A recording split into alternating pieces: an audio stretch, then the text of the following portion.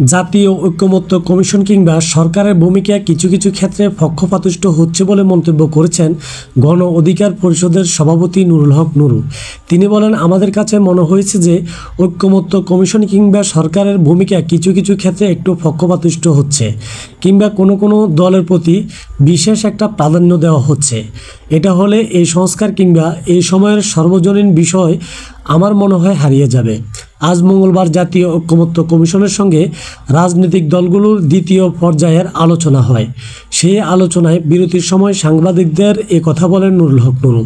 তিনি বলেন, এখনও তো নির্বাচন হয় নাই, কাজেই ভোট ছাড়া কোন দল বড় কোন দল ছোট, মেজরিটি পার্টি তো আপনি নির্ধারণ করতে পারেন না। সরকার যদি আগেই কোনো পার্টির প্রতি একটা দৃষ্টিভঙ্গি রাখে যে এই পার্টি বড়, এই পার্টি মেজরিটি, তাহলে তো অনেক ক্ষেত্রেই অনেকের কথার গুরুত্ব থাকে না। সেক্ষেত্রে আমাদের কাছে মনে হয়েছে যে জাতীয় ঐক্যমত্য কমিশন কিংবা সরকারের ভূমিকা কিছু কিছু ক্ষেত্রে একটু পক্ষপাতিষ্ঠ হচ্ছে কিংবা কোনো দলের প্রতি বিশেষ একটা প্রাধান্য দেওয়া হচ্ছে। সরকার যদি আগেই কোনো পার্টির প্রতি একটা দৃষ্টিভঙ্গি রাখে যে এই পার্টি বড়, এই পার্টি মেজরিটি, তাহলে তো অনেক ক্ষেত্রেই অনেকের কথার গুরুত্ব থাকে না।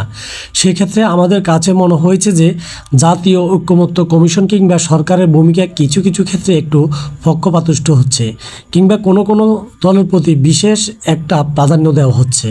আজকের আলোচনা সভায় বাংলাদেশ জামাত ইসলামী অংশ না নেওয়া নিয়ে এক প্রশ্নের জবাবে গণ অধিকার পরিষদের সভাপতি নুরুল হক নুরু বলেন, একটি রাজনৈতিক দলের প্রাধান্য দেওয়া বা তাদের কেন্দ্রিক সংস্কার বা জাতীয় ঐক্যমতের আলোচনাকে নিয়ে যাওয়া প্রতীয়মান হওয়ার অভিযোগ জামাতসহ কিছু কিছু রাজনৈতিক দল করছে। তিনি বলেন, এই রাজনৈতিক দলগুলোর বাইরেও গণ আন্দোলনে অনেকে গুরুত্বপূর্ণ ভূমিকা পালন করেছে। রাজনৈতিক দলগুলো সবার মতামত প্রতীয়মান করে না।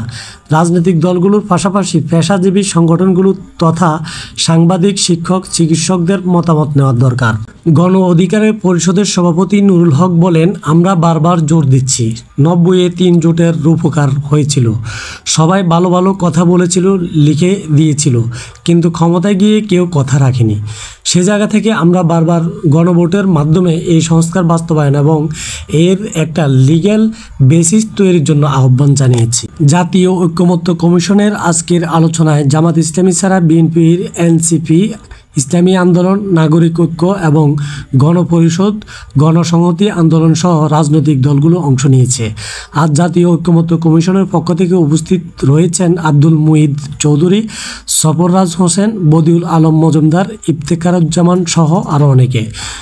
দর্শক, এই ছিল আজকের ভিডিও। আশা করি ভিডিও থেকে অনেক তথ্য জানতে পেরেছেন।